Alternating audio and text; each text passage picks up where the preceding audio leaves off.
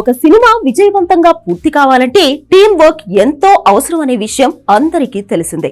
ఆర్టిస్టులు, టెక్నీషియన్స్ మధ్య సరైన సమన్వయం ఉన్నప్పుడే అది సాధ్యమవుతుంది. సినిమా మేకింగ్ లో అభిప్రాయ భేదాలు, మనస్పర్ధలు వంటివి రావడం సర్వసాధారణమైన విషయం. అయితే అవన్నీ తాత్కాలికమే, తర్వాత అందరూ మర్చిపోతారు. కానీ కొన్ని విషయాలు మాత్రం కాంట్రవర్సీకి దారితీస్తాయి. ఒకప్పటి పరిస్థితి వేరేలా ఉన్నప్పటికీ ప్రస్తుతం సోషల్ మీడియా బాగా విస్తరించి ఉండడంతో సినిమా ఇండస్ట్రీలో ఏం జరుగుతోందనే విషయాలపై అందరూ ఎక్కువ ఫోకస్ పెడుతున్నారు. డైరెక్టర్ లోకేష్ కనగరాజ్ పై సూపర్ స్టార్ రజనీకాంత్ ఆగ్రహం వ్యక్తం చేశారనే వార్త ఇప్పుడు వైరల్ అవుతోంది. ఎందుకంటే ఆ మ్యాటర్ అలాంటిది. లోకేష్ డైరెక్షన్ లో 171వ సినిమాగా రజనీ చేయబోతున్న కూలీ షూటింగ్ జులైలో ప్రారంభిస్తారని అంతా అనుకున్నారు. ఆ సినిమాకి సంబంధించిన ఫస్ట్ లుక్, కాన్సెప్ట్ వీడియోలు బాగా వైరల్ అయ్యాయి. ఈ సినిమా కోసం తన 170వ సినిమా వెట్టయాన్ను వేగంగా పూర్తి చేస్తున్నారు రజనీ.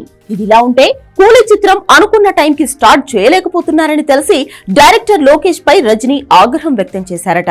దానికి కారణం లోకేష్ ఇంకా స్క్రిప్ట్ వర్క్ మీదే ఉన్నాడని, ఆ వర్క్ ఇంకా పూర్తి కాలేదని తెలుస్తోంది.